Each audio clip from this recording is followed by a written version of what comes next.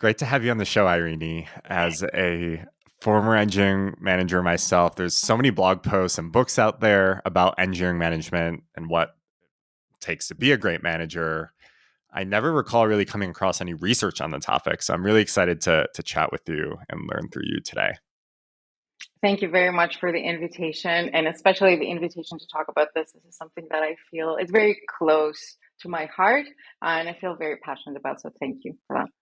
Awesome. Well, excited to dive in. I know in the paper you state that your core research goal is to understand how software engineering managers function and what is perceived to make them great. I'm curious, what sparked or inspired you to do this research in the first place? Um, so I think the thing that got us started was a kind of noticeable state of confusion, if I may say so, in the industry about the value of management. And so we were very convinced, as like from the research side of things, that management is very, very impactful, and we know that from a lot of other domains.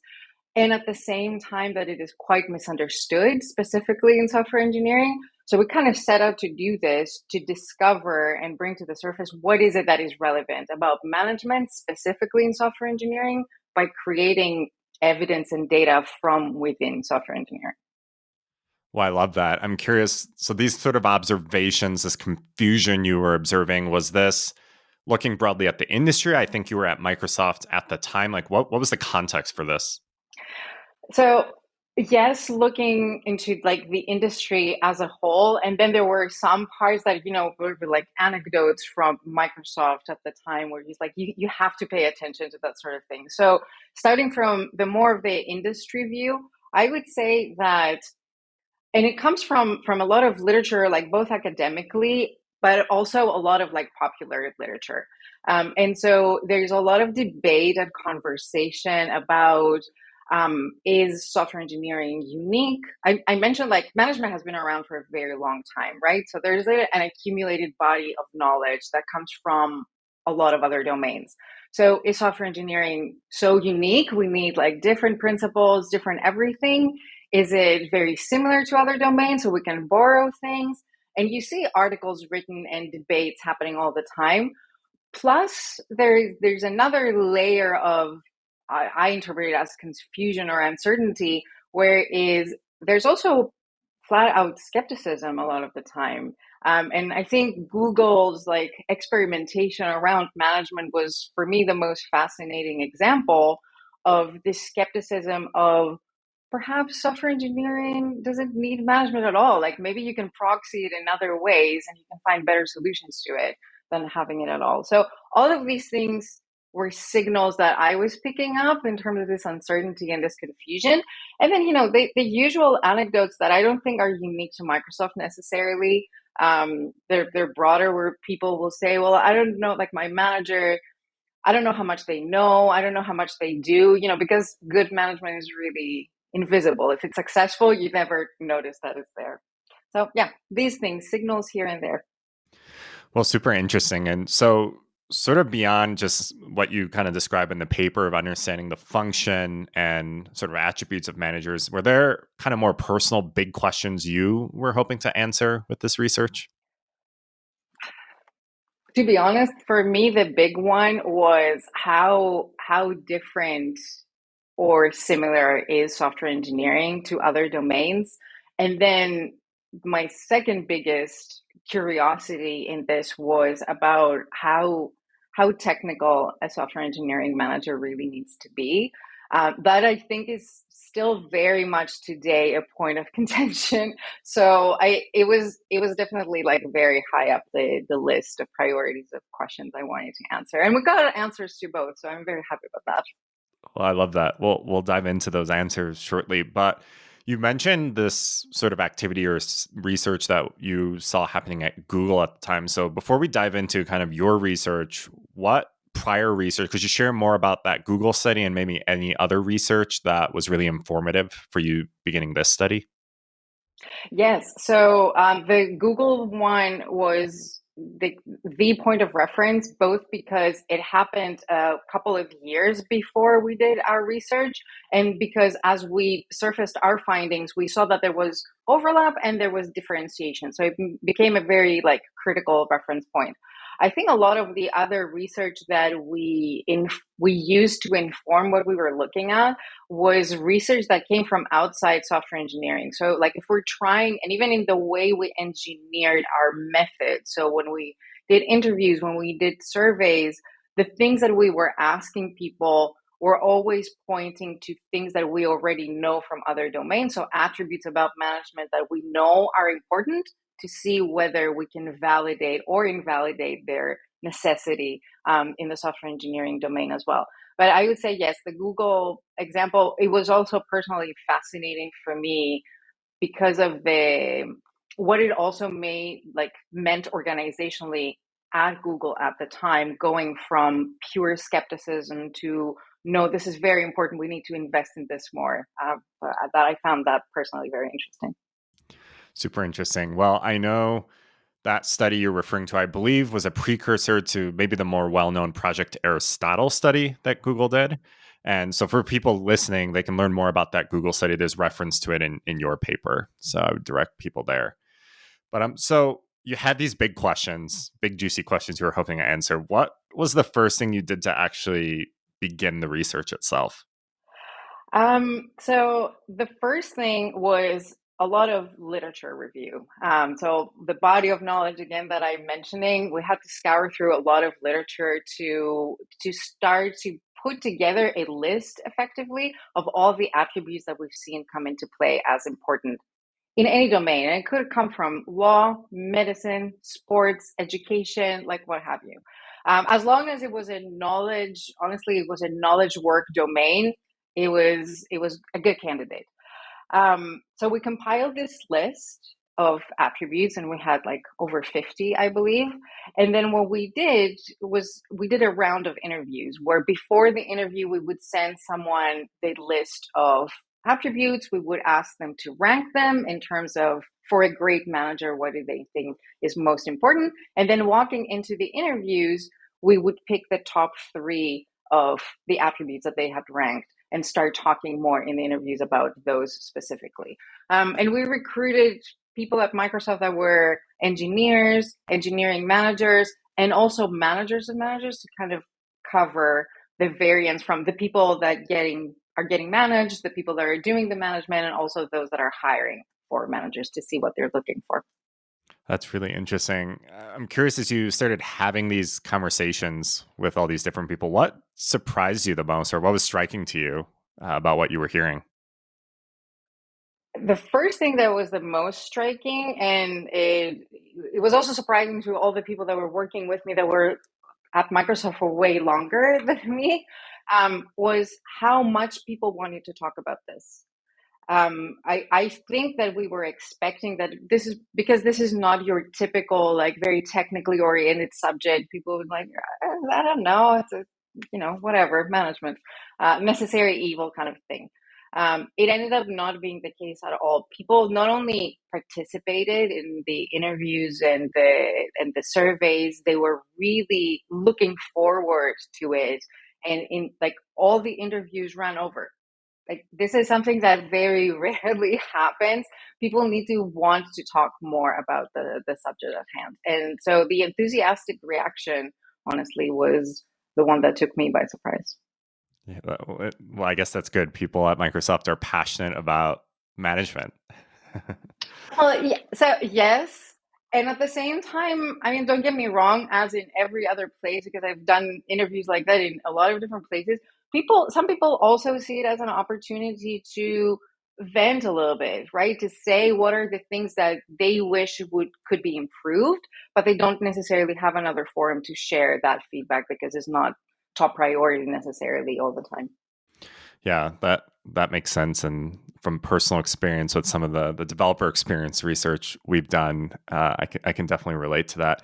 I'm curious, just to rewind a little bit on the lit review, as you were sort of looking across this body of research and literature on different types of management. What did anything stand out at that stage as far as what surprised you about maybe what literature was saying was different about these different types of management? Um, Not so much a surprise. So for me, it was a good exercise to see what do we know about the effects of management. A lot of like organizational psychology, they usually have different names for those types of effects from management, but there's a lot of literature, for example, that talks about how an employee identifies with the organization, and it's always a predictor of retention.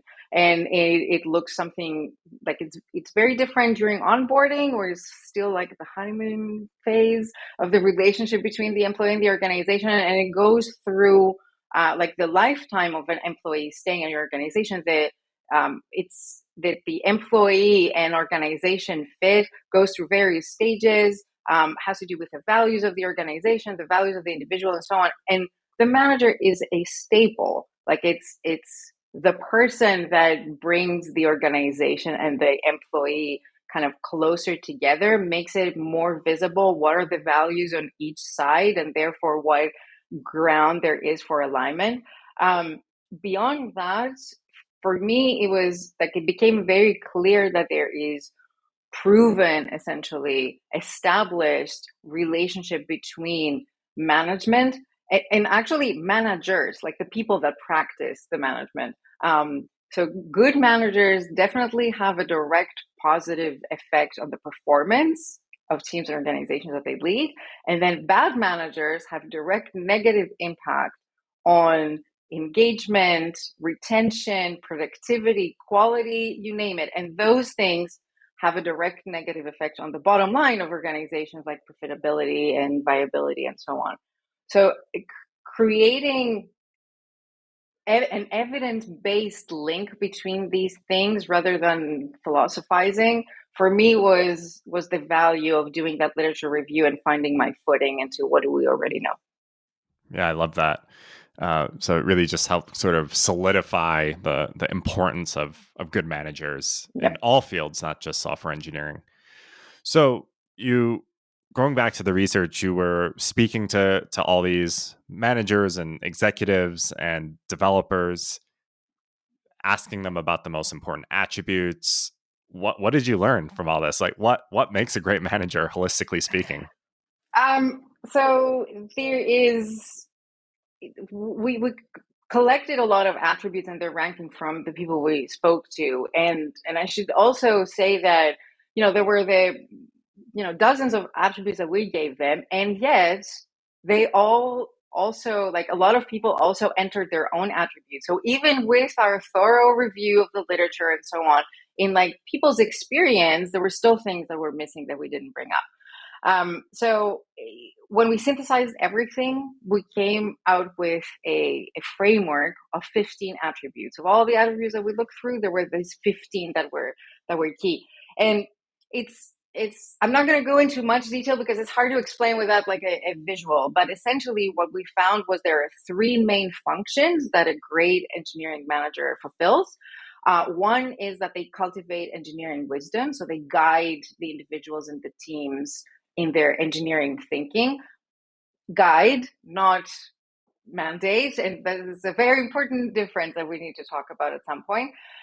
Then that they motivate the engineering teams and the individuals in them that they're responsible for, and also that they mediate their individual contributors and the team's presence in the organization. So that connective work that I mentioned earlier, between the engineering team and their work and the rest of the organization, the business, the strategy, that is something that happens at that like mediating function. And then within these three functions, depending on whether the manager interacts with an individual or with the team, the different attributes fall into place, so that I see it essentially as a guide. As an engineering manager, you can look at that and say, okay, in these circumstances, if I'm trying to fulfill these functions, these are the attributes to pay attention to, and potentially to build skills in that I don't already have necessarily. Yeah, you mentioned how, as you were speaking to interviewing people, there were still these missing things that were brought up. And you mentioned even after the literature review in these interviews, you had well over like 50 different attributes. So I'm curious, how do you go from 50 to, was it 15? It was 15. Yes. Yeah. Yeah. It was from 50 to 15. There is a particular method, and like guide me in how much detail you want on this, but there's a particular method called cart sorting. So essentially what you do, and it's not like an individual, a one person task, you need to have multiple people so that you can, check each other for assumptions that you're making in the process. But essentially you go from the 50 attributes that have a name and a short description, and you sort them essentially based on how similar or different they seem and what you can trace back in like interview snippets that people said. So if, for example, I said that having a good working environment is very important and that my manager finds way to energize my team, those are both attributes, and I said them together, so it means that I consider them part of the same concept. In a card sorting exercise, those two things would go together. And so that's how we go from 50 to groups to and end up with the 15. That makes sense. And so it's almost like a kind of a merge algorithm going through all the different topics. Yeah. Yes. That makes Yes. sense. So looping back to something you brought up at the very beginning, kind of like one of your personal sort of driving reasons for this research, let's talk about how important it is for managers to actually be technical. Like you mentioned, this is hotly debated. I think there are entire classes of people out there who exclude themselves from maybe engineering management as a career path because they either lack or have sort of given up on the technical skill sort of aspect of it. So in your view, how important is it for a manager to be technical? So I'm going to start from what we saw in the study, and then we can, discuss based on that. So I'm just going to start with the evidence. Um, Being technical was something that every single person mentioned in the interview. So 37 out of 37 people. And when that happens, as a researcher, you're, yay, I found this thing is clearly very important. And then you take a second look and you're thinking, so what does it mean when people say it's technical? And did all the 37 people mean the same thing when they use the same word? So it's actually one of those things that we had to go back and ask people to explain. Um, so when in the paper, when we say, and what we found is important for an engineering manager to be technical, it is to be technical enough to follow the work and the engineering problems that their team is working on, to be able to have informed, intelligent conversations when engineers, inevitably get stuck, and to be able to help them think through the problem in order to get unstuck. And that was it. No writing code, no interjecting into like the programming specifics, no moving things in a particular direction by mandating what needs to be done next or how an engineering problem needs to be solved. And I feel that that is probably at the heart of it. It means that, yes, absolutely, someone needs to be technical. But the way the engineering management role was described, it was not described as being primarily about solving technical problems, which is the work for the engineers. It was described as you're there to manage the engineers, the people, not the engineering, right? What the people are doing. That is something that I was not expecting. That is why it was on my mind going into the study. And we actually poked into that a lot more to be very confident in what we're saying, that this is not the primary attribute for a great engineering manager. And the further evidence for that was that when we ranked all the attributes, when we deployed a large scale survey and we were asking about the 15 and how they rank, being technical was second to last. So it was right there at the bottom. Well, that's fascinating. So not only is being quote unquote technical not one of the least important attributes of the groupings you found, but the definition of being technical is probably also widely misunderstood or misinterpreted. I'm curious, so taking the sort of nuanced definitions and findings from your research, what does that look like in real life? So does that mean how technical do you really have to be? Could you come from a non-coding background, for example, and be successful? Did you see examples of that? I'm curious. So I didn't see example of that. And I would say, given the kind of loose definition we just gave to being technical, I wouldn't expect that someone without a coding background, because we're mentioning they need to be able to follow the work the engineers are doing, have conversations with them. So you definitely need the coding background and your own experience in that. I think the difference that I see is going from you have background in this and existing knowledge all the way to you need to be technically excellent.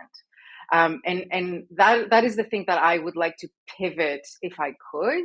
If I could have my way here, I would say rethinking even how we select and we promote engineering managers at Microsoft. And Microsoft is not unique in that space, in that approach. Um, a lot of the time, the top engineer on the team gets offered to be promoted to engineering manager, right? You're nodding. So you've seen the same thing. Yes. So it is very, very like organically considered to be the next step in someone's career, in someone's trajectory.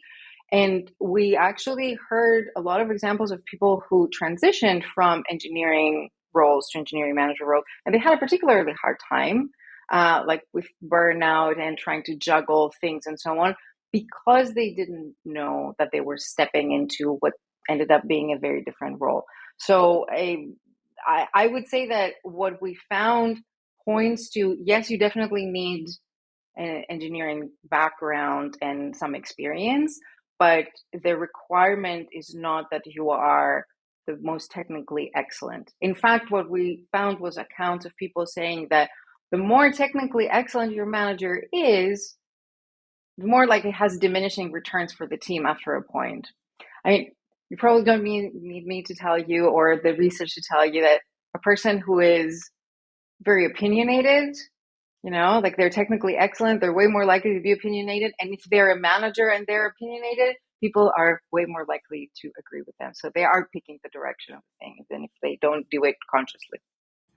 Yeah, that's such a good point. And not only are the most excellent or strongest technical contributors often promoted or offered promotion to become managers, but in terms of the interview and hiring practices at many companies for engineering managers, there is still such a heavy focus on like algorithm questions, for example, to demonstrate technical excellence in order to be a manager. So I'm curious, based on your research, how do you think companies should think about or change the ways in which they're hiring or the criteria for promoting people into managers within their companies?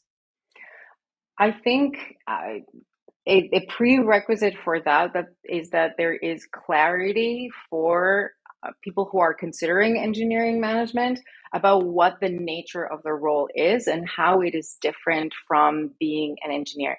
And I say that because it is such a switch. You need different skills that you don't necessarily have. Where you spend your time is going to look much different when you're a engineering manager versus when you were an engineer. And like, I feel like we need to help people go into it with open eyes about what is coming. And to me, that translates into two things. One, the job description of an engineering manager needs to be very clear about that part. And then there's the training. I think that a lot of what ends up happening is that you say when like companies are hiring for engineering managers, the interviews are still very technical, very similar to hiring like an engineer. And I think not that we cannot do better there and improve the interview process to listen more and assess the people management skills, because those are the ones that you're going to need as an engineering manager. But I think there is training to come before that. And again, there's two parts to this. When do you do the training, right? A lot of the time people are promoted to engineering managers and then the training starts for them to understand what's what. And the second part of it is, even what is the training? Again, at Microsoft, and I know from talking with other people in other organizations, again, Microsoft is not unique in this. Training a lot of the time is more for like HR related subjects, less so about how do I manage the people, how do I grow my team, how do I maintain the positive working environment, and all these attributes that surface as key. Um, there's not a lot of training in terms of that. Yeah, as someone who went through that experience, plopped, promoted into management, and then said, "Oh crap, I need to figure out how to do this." I can definitely relate. You touched on this previously, but so if being technical is one of the least important things or attributes, what are the most important attributes of being a great manager?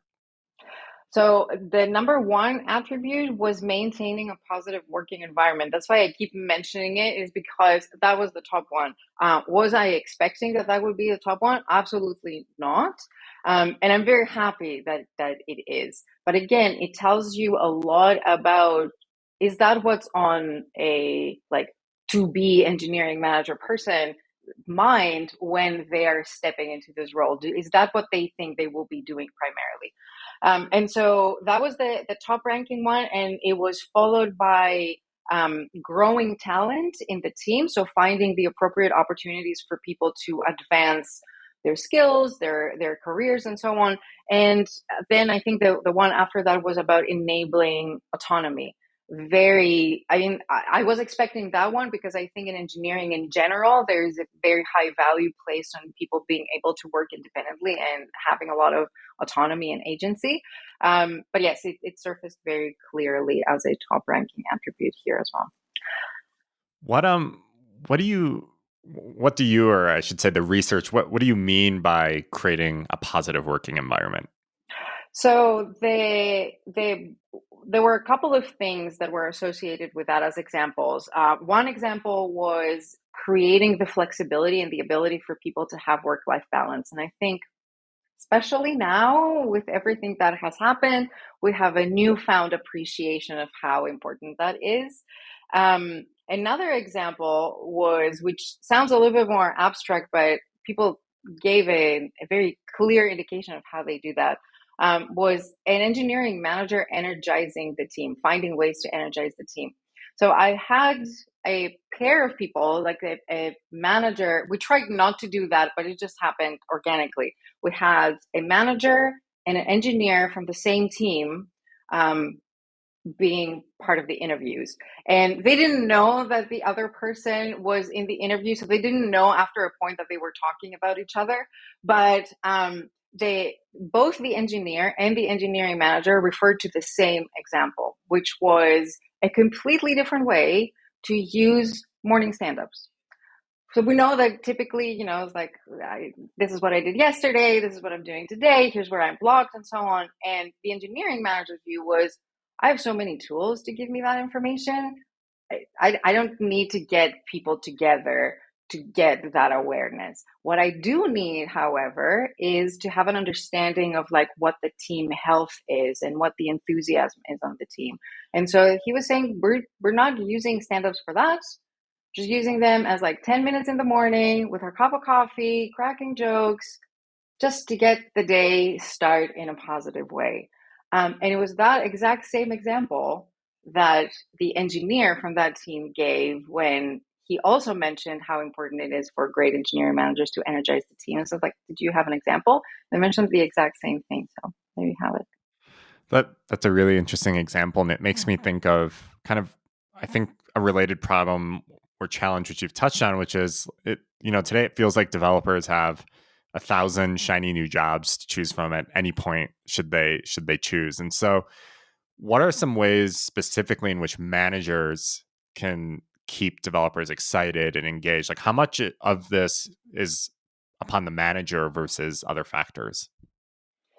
So I think the manager plays a key role because they set the stage for the engineers. So creating a positive working environment that could come from an organization that gives you like all sorts of perks and nice schedules and flexibility and so on. But your manager is someone that you get like in contact with very frequently, and the team also maintains a certain atmosphere kind of based on the manager. So I would say, even though creating a positive working environment, giving you levels of autonomy, growing the talent, and so on. There are things that the organization can also have practices in play. I think it doesn't dilute the role of the manager. In fact, if there is any variance between the two, if an organization, proposes to do XYZ thing, but a manager locally practices it in a different way, it is very likely to have an effect. Like what we say about people leaving, not leaving companies, but leaving managers. And the reverse is also true. People staying where they are because of their managers is very true. So absolutely, a lot of it falls on the manager, which is again part of what we need to, describe to people ahead of time.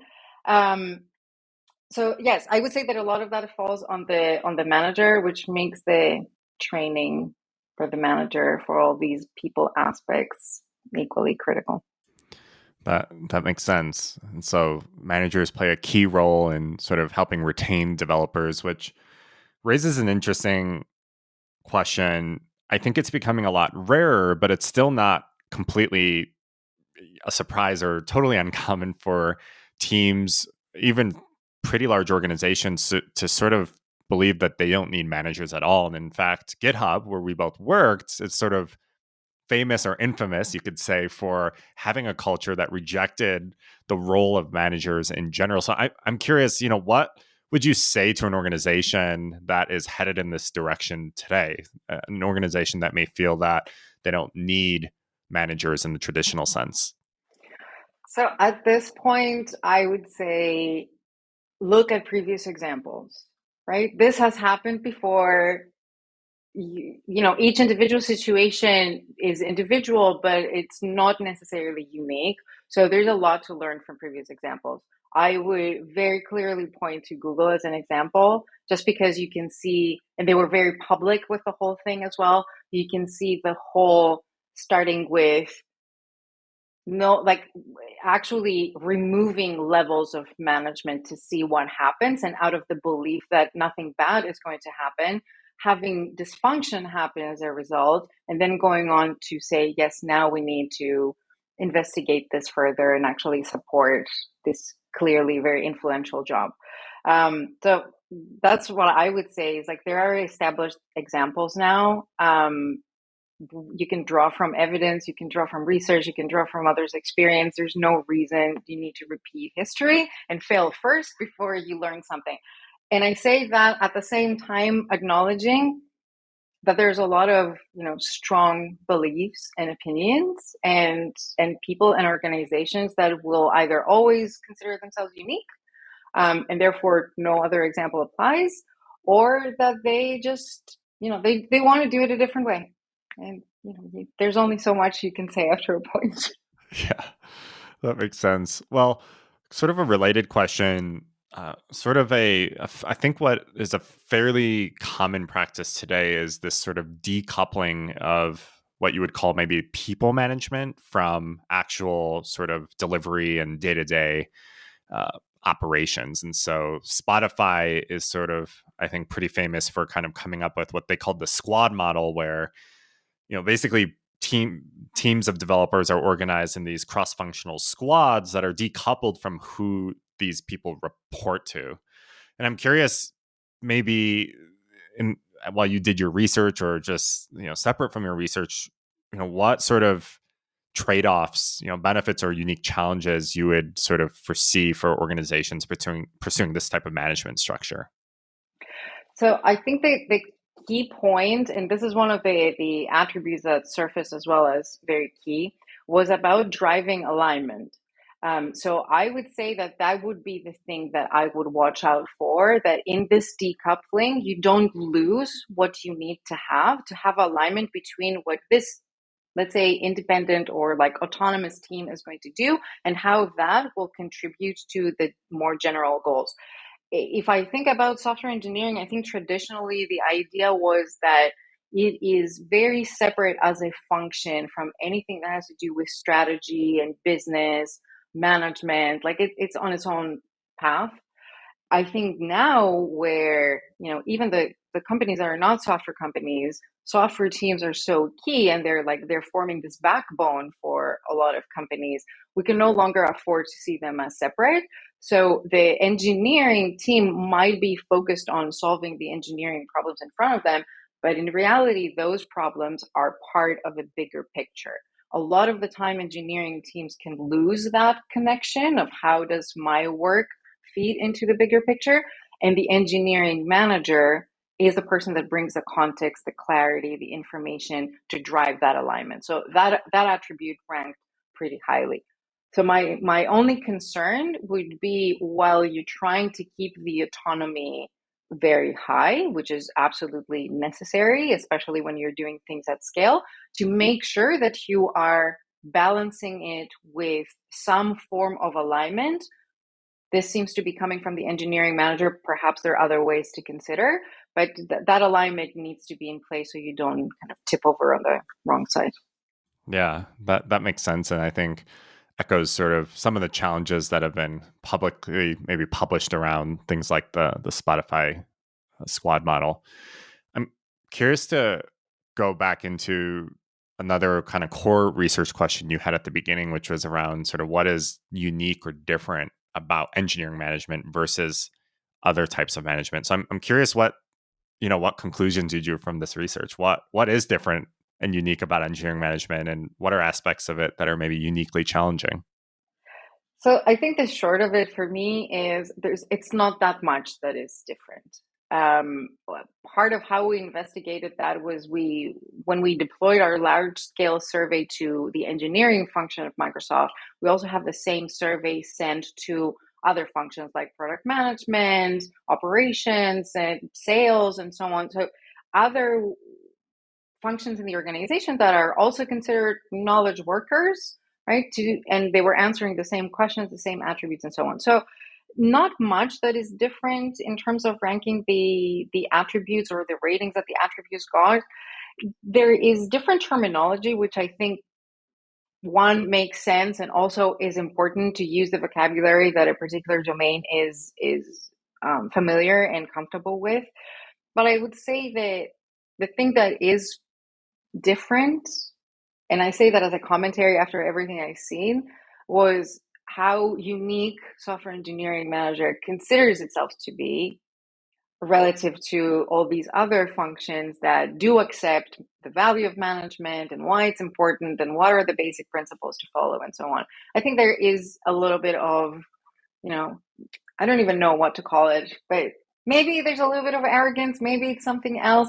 But I think software engineering is hanging on to that uniqueness.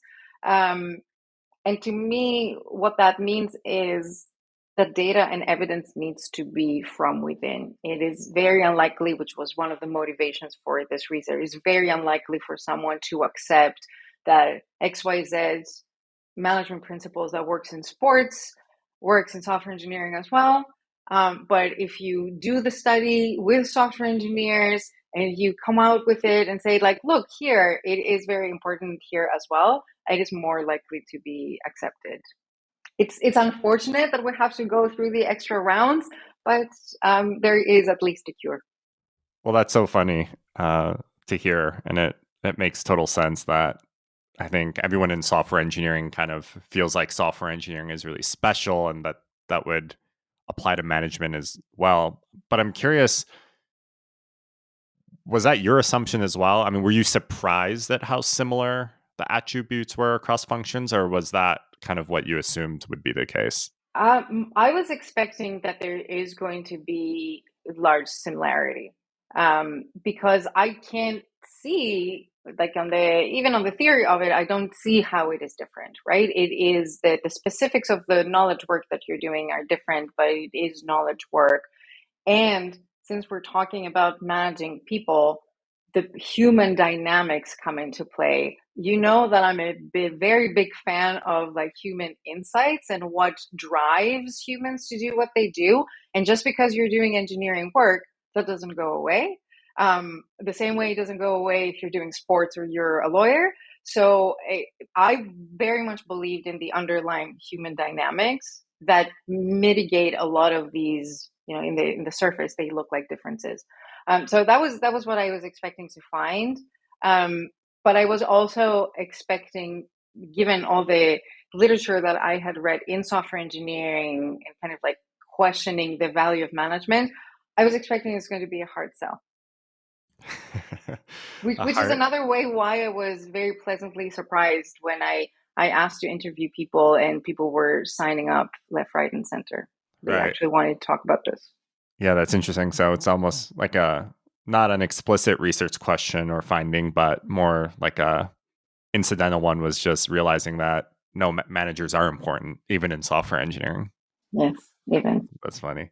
Well, so I'm curious, as you sort of wrapped up this research, what new questions emerged for you that you think should be kind of areas of future study and research? I think there is definitely room.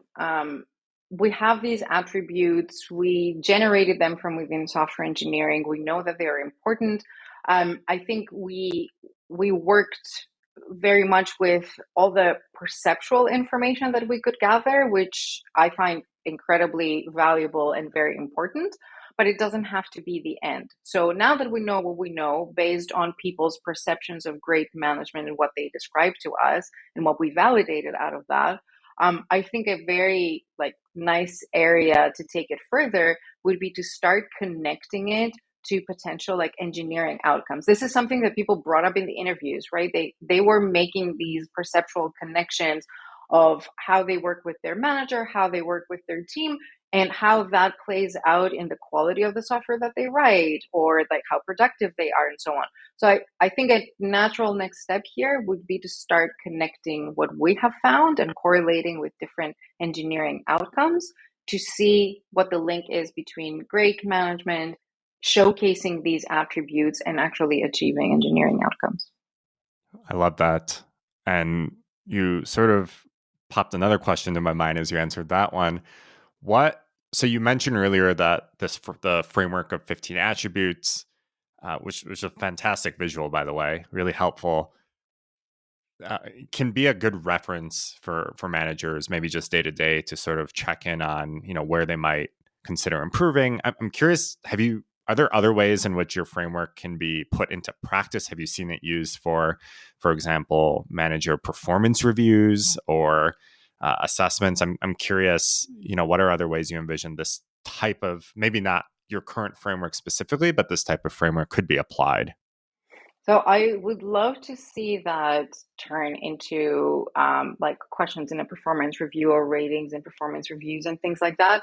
I think that the way that it has been used is that Microsoft designed training for managers based on these attributes, and the paper actually became like required reading in like one of the training courses for engineering managers, and which is great, right? Like this is excellent use of research, and Microsoft would probably be most likely to use it since it was generated from within Microsoft as well. So yes, it has informed where to focus training for managers. I think that one step further would be, and now that we have the research that informed the training, do we assess also managers based on that? So assessment in terms of reviews, assessment in terms of interviews, of having people like hire for these attributes and promote for these attributes. That would be great. Well, that's really great advice, and we'll be sure to sort of promote and share your paper for other organizations that want to leverage it as well. And just kind of a funny point, but you mentioned you think Microsoft made this required reading for managers in their training. Yes, for engineering managers, yes. The full It's research paper, or was it like an the abridged? full research paper, which is funny to me. So as an aside, I will say that this I mentioned at the beginning. This is it's research that I love that I have done. But I will also say that it is probably the most evergreen like piece of research that I've written, and I still get messages from random people that say, "Oh, I read this paper." So for some time, I was getting random messages from people at Microsoft saying, "I was part of this training and I read the paper and I liked it very much and thank you." And my best one yet, like I wanted to put it on a t-shirt or something, was I had someone like a few months ago message me from Microsoft and say, I read this paper before I applied to work at Microsoft, and now I'm an engineering manager here. And I felt so proud. As a like researcher, you don't get a lot of these moments. So if you get one, you really have to go through it. It's yes, required reading, and it's an academic paper, and I know that it asks a lot of people to read that sort of paper. But it seemed to have done the trick in terms of focusing the attention on what is critical, and then explaining things that a lot of the time we take for granted. Like, we mentioned, what is it about working, like creating a positive working environment? People want to read through the details to make sure that they're getting the right information. So maybe it wasn't too bad in the end. Well, congratulations to you on such an impactful paper, and kudos to Microsoft for encouraging or requiring managers to read it. Um, Thank you so much for coming on the podcast. I really enjoyed this conversation, and I think the industry as a whole has so much that they could learn from and benefit from this paper. So, hope we can expose more people to it. Thank you very much for the opportunity to talk about this and get it out there. And thank you for the invitation.